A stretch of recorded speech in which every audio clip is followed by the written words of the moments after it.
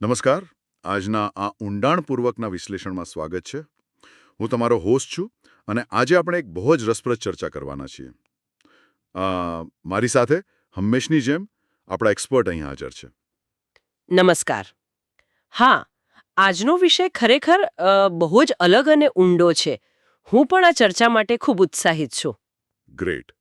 તો જુઓ, સામાન્ય રીતે જ્યારે આપણે કોઈ મેડિકલ નિદાન વિશે વાત કરીએ તો તેમાં એક ચોક્કસ સ્પષ્ટતા હોય છે, જાણે કે કોઈ એન્જિનિયરિંગનો નકશો હોય. હા, બિલકુલ. હાથનું હાડકું ભાંગે એટલે આપણે સીધું એક્સરે કરાવીએ. બરાબર? અને રિપોર્ટમાં આપેલી તૂટેલી સફેદ લાઈન દેખાય અને ડૉક્ટર સીધો ઇશારો કરીને કે જુઓ, અહીં તકલીફ છે. બધું એકદમ બ્લેક એન્ડ વ્હાઇટ. સાચી વાત. કાં તો હાડકું તૂટેલું છે અથવા નથી તૂટેલું. એમાં કોઈ શંકાને સ્થાન જ નથી હોતું. પણ જ્યારે માનવ સ્વભાવ, આપણી શ્રદ્ધા અને આંતરિક મનોવિજ્ઞાનની વાત આવે ત્યારે આખી રમત બદલાઈ જાય છે. આપણું આંતરિક માળખું માપવા માટે પેલું મેડિકલ એક્સરે મશીન કામ નથી લાગતું.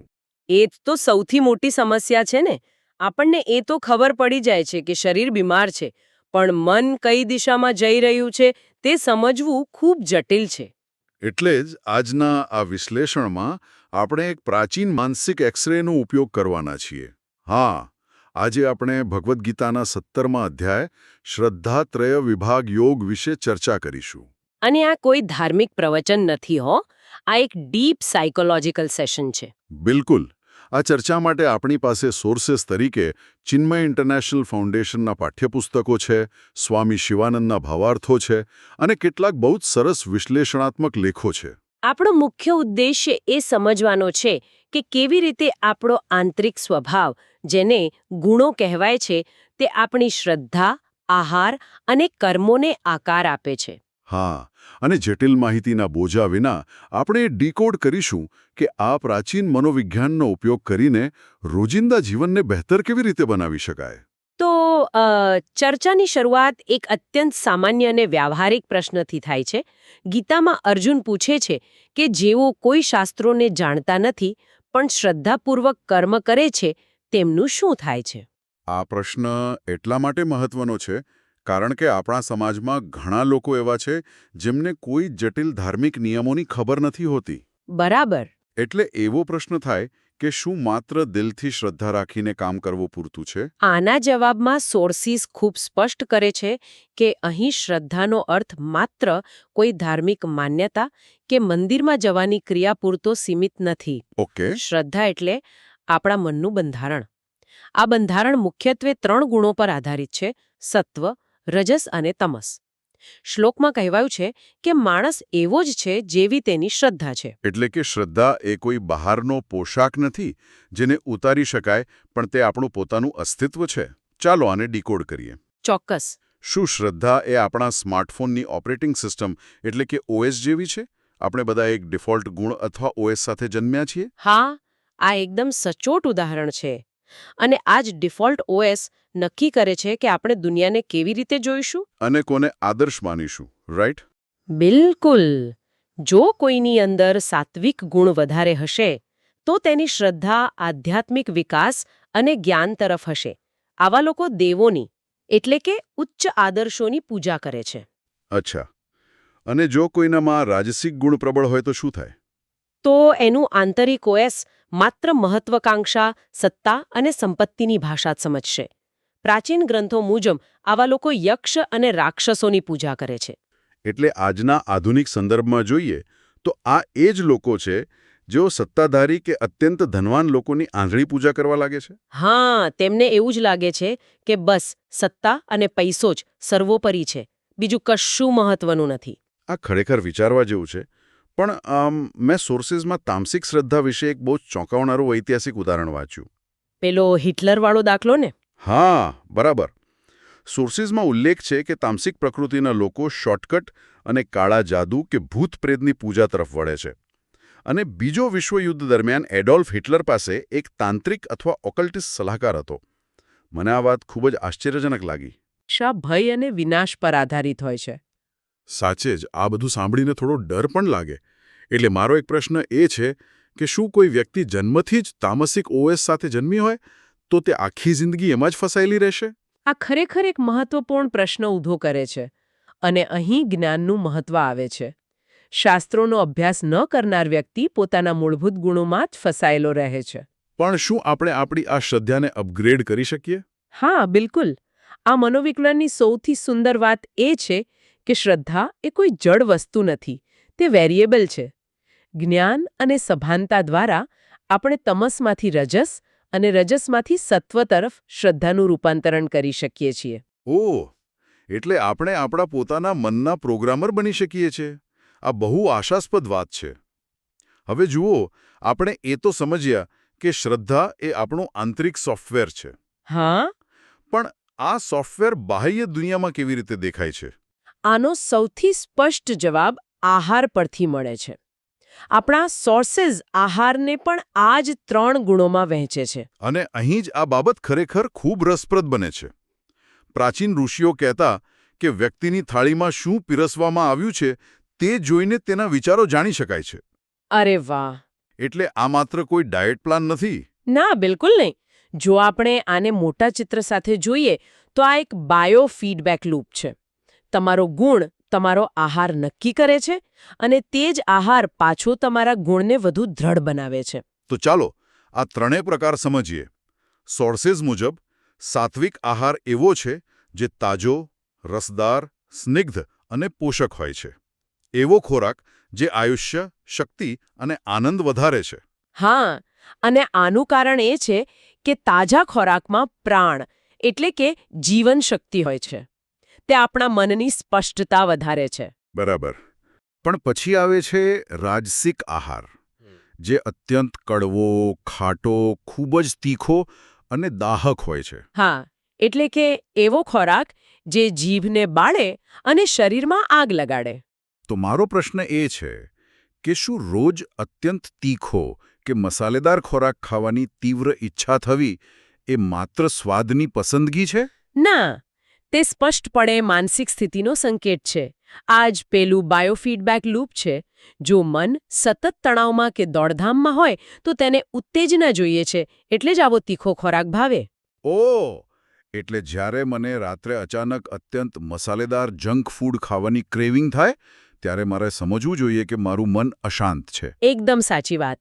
અને સમસ્યા એ છે કે આવો ખોરાક શરીરમાં જઈને પાછો રજોગુણને વધુ ભડકાવે છે. તે દુઃખ અને રોકો પેદા કરે છે. આ તો એક વિષચક્ર બની જાય છે. અને હવે ત્રીજો પ્રકાર, તામસિક આહાર. આ વાંચીને તો મને ખરેખર આશ્ચર્ય થયું. સોર્સિસ કહે છે કે વાસી 3 કલાકથી વધુ જૂનો, સડેલો કે એંઠો ખોરાક તામસિક છે. હા, 3 કલાકવાળો નિયમ. બરાબર. હવે આજના જમાનામાં જ્યાં આપણે ફ્રિજમાં રાખેલો 2 દિવસ જૂનો ખોરાક માઇક્રોવેવમાં ગરમ કરીને ખાઈએ છીએ, ત્યાં આ કેવી રીતે કામ કરે? શા માટે જૂનો ખોરાક નુકસાન કરે છે? આ પાછળનું તર્ક એ છે કે રાંધ્યા પછી અમુક સમય બાદ ખોરાકમાંથી પ્રાણતત્વો નષ્ટ થવા લાગે છે. ભલે તે બગડી ન ગયો હોય પણ તેની ઊર્જા ડેડ થઈ જાય છે. જ્યારે આવો ઊર્જા વગરનો ખોરાક શરીરમાં જાય ત્યારે તે માત્ર આળસ અને અજ્ઞાન વધારે છે. એટલે જ તામસિક ખોરાક ખાધા પછી તરત જ ઊંઘ આવવા લાગે છે. આ ખરેખર એક મોટી ચેતવણી છે. મનને શાંત રાખવું હોય તો પ્લેટમાં શું પીરસવામાં આવ્યું છે તે ખૂબ જ મહત્વનું છે. સાત્વિક ખોરાક સીધી મદદ કરે છે. બરાબર. જે અંદર જાય છે તે જ બહાર આવે છે. પણ આ મનોવિજ્ઞાન માત્ર અન્ન સુધી સીમિત નથી. આપણે દુનિયાને જે પાછું આપીએ છીએ એટલે કે આપણા કર્મો, તેની પણ અહીં વાત છે. ઓકે, એટલે યજ્ઞ, તપ અને દાનની ચર્ચા, રાઈટ? હા. ચાલો તપની વાત કરીએ. સામાન્ય રીતે તપ એટલે કોઈ હિમાલયમાં ભૂખ્યા પેટે એક પગે ઊભું રહીને તપસ્યા કરતું હોય તેવું ચિત્ર મનમાં આવે. હા, મને પણ એવું જ લાગતું હતું. પણ સોર્સેસ આ ગેરસમજને તોડે છે. પોતાની જાતને પીડા આપવી એ સાચું તપ નથી. તપ 3 સ્તરોમાં વહેંચાયેલું છે. શરીરનું તપ, વાણીનું તપ અને મનનું તપ. હા, શરીરના તપમાં સ્વચ્છતા અને અહિંસા આવે છે. મનના તપમાં શાંતિ અને મૌન આવે છે. પણ મને વાણીનું તપ સૌથી વધુ સ્પર્શી ગયું. સાચી વાત. આજના સમયમાં આ બહુ જ જરૂરી છે. હા, કારણ કે સોર્સિસ મુજબ માત્ર સત્ય બોલવું પૂરતું નથી. સત્ય એવું હોવું જોઈએ જે હિતકારી હોય અને સાંભળનારને ઉશ્કેરે નહીં. બિલકુલ. સત્ય પણ પ્રિય હોવું જોઈએ. એટલે આપણા સમાજમાં જે લોકો છાતી ઠોકીને ગર્વથી કહેતા હોય છે કે હું તો મોઢા પર જ કડવું સાચું કહી દઉં, તેઓ વાસ્તવમાં સાત્વિક તપ નથી કરી રહ્યા. ના, બિલકુલ નથી કરી રહ્યા. જો તમારું સત્ય કોઈને હર્ટ કરવાના ઈરાદાથી બોલાયું હોય તો તે સાત્વિક રહેતો નથી. અને આ જ નિયમ દાનને પણ લાગુ પડે છે. હા, દાનના પણ 3 પ્રકાર છે. સોર્સિસ મુજબ સાત્વિક દાન એક ફરજ સમજીને યોગ્ય સમયે, યોગ્ય સ્થળે અને યોગ્ય પાત્રને અપાય છે, બદલાની કોઈ અપેક્ષા વિના. જ્યારે રાજસિક દાન ખૂબ જ કચવાટ સાથે અપાય છે અથવા ભવિષ્યમાં આ મારું કામ કરશે એવી ગણતરીથી અપાય છે. અને તામસિક દાન તો અપમાન સાથે કે અયોગ્ય સમયે અપાય છે. આના પરથી મને એક આધુનિક ઉદાહરણ યાદ આવે છે. કેવું ઉદાહરણ? ધારો કે કોઈ ટ્રાફિક સિગ્નલ પર ગરીબ બાળકને દાન આપે, પણ એ આપતી વખતે પોતાના મોબાઈલથી સેલ્ફી પાડીને સોશિયલ મીડિયા પર મૂકે. તો આ ક્રિયા ભલે દાનની રહી, પણ શું તે સાત્વિક છે? ગીતાના મનોવિજ્ઞાન મુજબ બિલકુલ નહીં. આ એકદમ રાજસિક દાન છે. કારણ કે ભલે ગરીબને ભોજન મળ્યું, પણ દાન આપનારનો મુખ્ય ઈરાદો અહંકાર સંતોષવાનો અને વાહવાહી લૂંટવાનો છે. એટલે અહીં ક્રિયા કરતા પાછળ છુપાયેલો ભાવ વધુ અવાજ કરે છે. આ ખરેખર આપણી આંખો ખોલી નાખે તેવું વિશ્લેષણ છે. હા, અને હવે આ વિશ્લેષણના સૌથી રહસ્યમય ભાગ તરફ આગળ વધીએ. માની લો કે કોઈ પૂરા દિલથી સાત્વિક બનવાનો પ્રયાસ કરે છે, પણ છતાં કોઈ ખામી રહી જાય તો? હા, મનુષ્ય છે એટલે ધ્યાન ભટકી જાય કે દાન વખતે 1 સેકન્ડ માટે અહંકાર આવી જાય. તો આ કર્મોને સંપૂર્ણ કેવી રીતે બનાવવા? અને અહીં જ ગીતા એક અદ્ભુત ઉપાય આપે છે. બ્રહ્માંડનું અંતિમ એરર કરેક્ટર. અને તે છે ઓમ તત સતનો મંત્ર. ઓમ તત્સત. આપણે ઘણીવાર પૂજાના અંતે આ સાંભળ્યું છે. હા, પણ સોર્સિસ સમજાવે છે કે આ માત્ર કોઈ ઔપચારિક જપ નથી. આ અજાણતા રહી ગયેલી ભૂલોને સુધારવા માટે થાય છે. ઓમ એ કાર્યની શરૂઆત છે જે ખામીઓ દૂર કરે છે. ત્યારબાદ આવે છે તત. આનો અર્થ છે કર્મનું ફળ છોડી દેવું. એટલે કે આ કર્મ હું સ્વાર્થ માટે નથી કરી રહ્યો. અને છેલ્લે સત. આ સત્ય, કલ્યાણ અને પવિત્રતા દર્શાવે છે. આ ત્રણેયનું સંયોજન સારા કાર્યોને બ્રહ્મમાં અર્પણ કરે છે. પણ અહીં મને એક મોટો પ્રશ્ન થાય છે. શું આ મંત્ર એક પ્રકારની છટકબારી અથવા લૂપહોલ છે? મતલબ કે? એટલે કે હું આખો દિવસ ગમે તેવા સ્વાર્થી કામો કરું, લોકોનું ખરાબ કરું અને રાત્રે સૂતા પહેલા ઓમ તત્સત બોલી દઉં તો શું બધા પાપ ધોવાઈ જશે? ના ના, આ બહુ જ વ્યાજબી શંકા છે. પણ સોર્સેસમાં બહુ જ કડક ચેતવણી છે. જો કોઈ પણ કાર્ય શ્રદ્ધા વિના કરવામાં આવે તો તેને અસત કહેવાય છે. અસત એટલે શું? અસત્ય. હા, અસત એટલે નકામું અથવા શૂન્ય. શ્રદ્ધા વગરનું કર્મ શૂન્ય સમાન છે. તેનું આ લોકમાં કે પરલોકમાં કોઈ મૂલ્ય નથી. મૂળ ઈરાદો જ ખરાબ હોય તો કોઈ મંત્ર તમને બચાવી ન શકે. એટલે કે આ કોઈ છટકબારી નથી. સંપૂર્ણ ધ્યાન કર્મની સંપૂર્ણતા પરથી હટીને ઈરાદાની સંપૂર્ણતા પર આવી જાય છે. બરાબર. આપણે મનુષ્ય છીએ એટલે પદ્ધતિમાં ભૂલો થાય. પણ જો અંદરની શ્રદ્ધા શુદ્ધ છે તો તે અદૃશ્ય ભૂલો ડિલીટ કરવાનું કામ આ મંત્ર કરે છે. શ્રદ્ધા એ એન્જિન છે. જો એન્જિન જ ન હોય તો કર્મોરૂપી ડબ્બાઓનું કોઈ મૂલ્ય નથી. વાહ, આ બહુ મોટો પાઠ છે. આપણી શ્રદ્ધા એ કોઈ જડ વસ્તુ નથી. બિલકુલ. અને આ જ માહિતી આપણને આશા આપે છે. આપણે આપણા વર્તમાન સ્વભાવના ગુલામ નથી.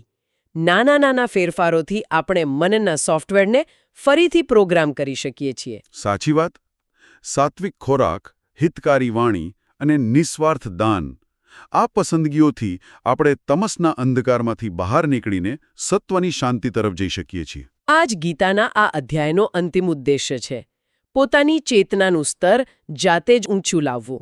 હવે આ એપિસોડ, મારો મતલબ કે આ વિશ્લેષણના અંતે હું એક એવો વિચાર મૂકવા માંગુ છું જેના પર આપણે સૌએ મનન કરવાની જરૂર છે. ચોક્કસ, જણાવો. આપણે જોયું કે ગ્રહણ કરેલો ખોરાક અને વાણી આપણા મનનો ગુણ નક્કી કરે છે. તો આજના ડિજિટલ યુગમાં આપણે જે આખો દિવસ મોબાઈલ સ્ક્રીન પર માહિતીનો ડિજિટલ આહાર લઈ રહ્યા છીએ તે શું છે? હા, સોશિયલ મીડિયા અને સમાચારો, રાઈટ? બિલકુલ. જો તે કન્ટેન્ટ નકારાત્મકતા, ભય, નફરત કે ઉશ્કેરાટથી ભરેલું હોય તો શું તે મનને સાત્વિક પોષણ આપે છે કે પછી તે તામસિક અંધકારમાં ધકેલી રહ્યું છે? જો 3 કલાક જૂનો ખોરાક મનને ડલ કરી શકતો હોય તો કલાકોનું નેગેટિવ સ્ક્રીન ટાઈમ મનની શું હાલત કરતું હશે? આ ખરેખર જબરદસ્ત આત્મનિરીક્ષણ માંગી લે છે. આપણે સૌએ આના પર વિચાર કરવો રહ્યો. આપણો ડિજિટલ આહાર જ આપણી શ્રદ્ધાનું નિર્માણ કરે છે. બરાબર છે. તો મેડિકલ એક્સરે ભલે તૂટેલા હાડકાં બતાવે, પણ આજે આપણે આંતરિક સ્વભાવનો એક્સરે જોયો. આ ઇલાજ હવે સંપૂર્ણપણે આપણા પોતાના હાથમાં છે. હા, આ એક એવી યાત્રા છે જે દરેક વ્યક્તિએ જાતે જ ખેડવાની છે. તો અંદરના આ એક્સરેને ધ્યાનથી જુઓ અને સભાનતાથી પસંદગી કરો. આપણે ફરી મળીશું એક નવા વિશ્લેષણ અને નવા સોર્સિસ સાથે. ત્યાં સુધી સભાનતાથી જીવતા રહો. આવજો.